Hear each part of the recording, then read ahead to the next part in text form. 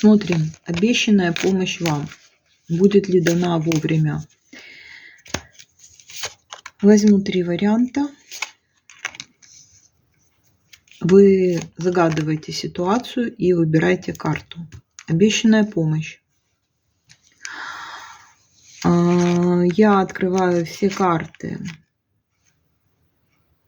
В первом варианте, да, скорее всего, что ее предоставит какая-то женщина. Но, во всяком случае, говорит, что да. Во втором варианте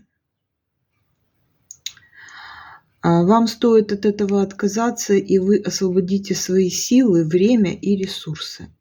Помощь-то вам могут и дать, но оно вам пойдет не впрок. Не стоит на нее надеяться. Эта помощь будет вам не во благо.